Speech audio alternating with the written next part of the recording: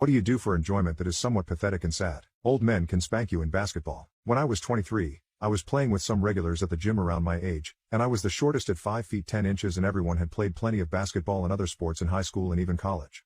So we were generally one of the better teams. I was born in '82 and thus grew up between the old school MJ era of hard-nosed team-based play and the new school more selfish one-on-one Iverson, Marbury, McGrady, Kobe, Vince Carter era of mini-pound mall passing and always taking the shot or driving to the hoop. All of us played like the latter. Even though the other guys on my team were regulars, we rarely played as a team. Then shows up these 50 to 55-year-olds, who were all white and all looked like John Slattery, just putting it out there, against us 22 to 26-year-olds, mixed with Asians, whites, blacks. We didn't laugh but may have said things to each other under our breaths. One old guy simply said next. Spoiler alert, they had been playing together not for years but for decades. 2+ in fact. They were for a biotech conference, which is why we never saw them again.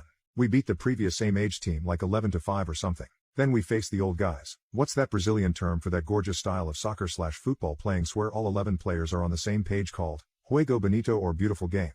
Basically, a style where it's not 10 individuals but basically one superorganism with one mind and 10 limbs, so that the ball is always where it should be and desired to be, and passes are made to where your teammates are going and not where they are.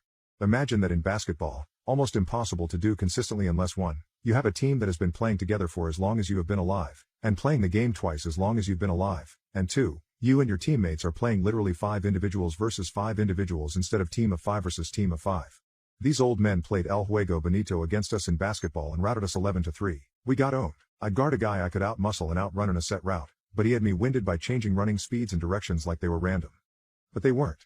He would just jog from the top of the key into the corner and then jog across the baseline, bull pooping around between my guys, and as like he was just a guy at a music festival trying to find a good spot, and then juice up his jog just enough to leave me tangled with my own players, and somehow some guy would softly bounce pass from the corner, and as soon as the guy jogged to the elbow, the ball bounced up perfectly into his hands chest high while he was already in shooting position, and he would take his wide open shot like he was effing playing around the world by himself since I was still at the baseline bickering. These old effers were like the basketball versions of the Globetrotters in that they'd make these 20-foot bounce passes that traveled like 8 miles per hour, and no one could intercept it because they'd only do it if they were sure only their guy could get it, and you'd see the ball seemingly headed for the gym wall as it would bounce twice, as there was no one on the receiving end. Until some 55-year-old dude jogging and flanking the wing would continue jogging about 2 miles per hour faster, chasing after it like he was running the last leg of a marathon, and just pick it up at the top of the arc of the bounce and take it to the hoop without a dribble for an uncontested layup without slowing down or speeding up. Their fast breaks killed us since we were playing the selfish effort will do it live in half court game where everyone who got the ball would just try to beat their old defender one-on-one, with zero intent to pass, and the rest of us had zero desire to get the pass because we would all just stand around winded or frustrated or both because they played zone and we missed all our shots because we were the fast and physical team that would score on sprints and post-up games and fast cuts and drives. They played a 4+1 zone, where it was basically 4 guys at the hoop/baseline area denying us any drives, with their most mobile player playing a sort of man defense against whoever had the ball above the free throw line, and he'd get there just in time to put a hand up, which was enough for us to miss. We could only take jump shots or fast break layups, but since they rarely missed and were so efficient they always got back on D despite being slow, we couldn't do it. Since they had 4 guys zoned around the hoop, they always got the rebound. They'd pass it to the +1 guy who was their point guard and leader, while the 4 old dudes would run down the court equally spaced perfectly, and they would essentially play hot potato with it, and we'd get crossed up because it was 5 John Slattery look allies with the same team jerseys, and we never could see their backs for numbers and couldn't say I got black shirt or even I got the black guy. Their 4-lane fast break was textbook. It was like a cavalry charge running the same speed. They played keep away until 1 to 2 were not covered at all, until one of us took both on and both would toy with the one. They'd play keep away for 3 to 4 seconds and then make a jumper, and after 3 times they'd fake the jumper and bounce pass to the other guy cutting for a layup like it was tucking pregame layup drills. I'll never forget 1, the flawlessly timed bounce passes to no one but space, but always someone there to pick it up on the run. 2, their accuracy shooting, mostly because they never took contested shots and would drive us mad with passing until someone got open by 6+ feet, and 3, their 4-lane equidistant fast break at the same speed like racehorses at 8 miles per hour while playing hot potato down the court, and we couldn't cover them as we forgot whom to cover since they all looked the same. Seriously, they all looked like John Slattery with slight variations in team uniform shirts, so like dogs we chased after the ball instead of covering guys. There was 5 feet 10 inches Slattery, slightly visible mustache Slattery, 5 feet 11 inches Slattery, slightly less gray-haired Slattery, and then Slattery Prime. It was like John Slattery's failed clones. We lost like 11-3, and it was literally 9-0 at one point, and they pitied us and let us score a few. It was embarrassing, and they weren't even tired in the end. Yes, we were terrible, but we were good against other teams that played regularly. But we were very selfish and too hostile and always bickering and pointing ringers, and at one point during their 9-0 run one of our guys got so frustrated and tired he actually called a foul, As if we didn't already lift up our sundresses and bend over to let them slam us like some East European chick by the railroad by that point. Calling that bullpoop foul made us all cringe. And it was the biggest D-bag who simply took a charge during their effing cavalry/vanguard/frontline charge of a fast break that we couldn't defend. Who the F takes and calls a charge on someone without the ball? Have you ever done something insignificant, but it turned out to lead to something phenomenal? I followed a rabbit down a hole. I own a cleaning chemical manufacturing business in Australia. My business makes all sorts of cleaning chemicals for retail, industry, commercial and end users. My niche, something the business does very well, is private labeling. The vast majority of the products leaving my business has other companies' labels, not my own. This has its pros and cons, but for me and my business it has been hugely successful. Now here's the thing. I receive an awful lot of inquiries from people who want their own brand cleaning chemicals, and most are simply too small for me to deal with. I give them the time of day but know they are wasting my time. So this one day, maybe 5 years ago or more, my business receives an email from a Chinese online seller wanting us to manufacture and private label cleaning chemicals for him and ship them to China for him to sell online. Of course I dismissed this as an absolute waste of my time. China manufactures for the world. Almost every Western nation has outsourced their manufacturing sector to China. Why would he want me to manufacture for him? Fortunately, I didn't dismiss it entirely. What I did was tell my sales rep to follow the rabbit down the hole and see how far the hole goes. From there it progressed. We sent samples, which I was sure would not only be a waste of my time but now my money too. We waited for the samples to get there, and then be tested by them. And to my surprise they wanted to move forward. So we priced up the products they were interested in and sent through the quote. This would finally put a stop to this absurdity and I could get back to business as usual. Even though I priced it fairly, I was certain we would be too expensive. But no.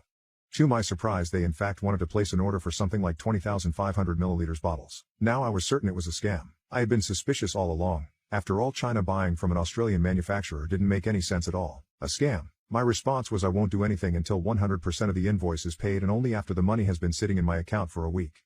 They agreed and promptly paid. It turns out they are legitimate after all. Not only are they legitimate, but they are wonderful people and fantastic to deal with, and now several years later they buy a 40-foot container every month on average and it is growing. It is great business to have and fantastic to be supplying China instead of the other way around. So why did they want to buy from us, I hear you say? I ask them the very same question. Because China has a lot of middle class and wealthy people that don't necessarily trust products made in China. These people prefer products made in Australia, the UK and the USA. So my client invented his own brand that is manufactured in Australia, and it has been hugely successful for him and for my business. An insignificant email I almost dismissed entirely as a waste of time has changed my life and my business considerably. Before I leave you, I will tell you what he said to me when I asked him why he chose my business. You were the only one that responded to my email. Phew, I nearly didn't either. How do I, 24 meters, get my dad, 52 meters, to realize his wife, 38, is not my mom and to quit pressing a relationship? My mom passed when I was 14. I was always closer with her than my dad, so I took it very hard and still missed her every day. My dad moved on extremely quickly. I'm talking about 1.5 months later, and he was openly dating his current wife. I suspect he was cheating on my mom. She moved in 4 months after my mom's death. Then, 9 months after her death, they announced their engagement on my birthday as one of my gifts. I obviously didn't take it well. Made a scene, dumped the cake they got me and walked out. I disappeared for a few days until they were about to put out a missing persons/runaway report. I was forced to go back. They tried to get rid of all evidence of my mom, pictures, personal effects, memories, and others. I kept what I could and hid some others. They wouldn't let me celebrate her birthday or anything to do with my mom. They tried to force me to call her dad's wife Mom. I never did. They would ignore me when I called her by her name. She would introduce herself as my mom. I would correct her every time. It got to the point that I stopped talking to her unless absolutely necessary or if I was correcting her. These talks were usually one-word answers. My dad got angry every time I didn't call her mom, use her first name, or introduce her as dad's name's wife. I once spent 2 weeks not talking to either of them when I was 16 because I was ruining their family dynamic. Until I can be a part of the family, there was nothing to say or do as one. They caved at about the 15th day of no communication/interaction. I turned 18 and left for uni and went extremely low contact and didn't go back. When I was 21, I got engaged to my fiancée. She knows about my relationship with my dad and his wife. She respects it and is on my side. When they found out my dad and his wife had a fit, they didn't know I was seeing anyone. My dad's wife posted on social media saying she was excited that her son, me, was getting married with a bunch of other things, saying she can't wait until she becomes a grandma. I made a short post saying I am not and never was her son, and she won't be a grandma to any future kids. My dad got mad saying I was disrespecting my mother and embarrassed her. I asked who we were talking about because my only mother was real/only/bio/gave me life mom, and at this point, I lost both of my parents on that day when I was 14. That was 3 years ago, and we went back to low/no contact. But my wife is about 8 months pregnant. They showed up to my house. I never gave them my address. They wanted to talk and meet my wife. I didn't let them in and said to turn around and go back to where they came from. But apparently, they decided they wanted to move to my city/state to be closer and repair the relationship between us. She said she missed her son and wanted to be a better mom and grandma. I called them delusional and told them to leave and slam the door. They bought a house about 5 minutes away from us. This has all been way too much for me, and my therapist wants me to let them in, but I would rather cut all contact. It wouldn't be so bad if they just would stop trying to replace my mom and act like she never existed. I honestly don't know much about my dad's wife. I don't even know if I know who my dad is anymore. My wife is struggling to support me, emotionally, and doesn't know how to help. Please, internet strangers, how do I convince them dad and dad's wife, she is not and will never be my mom?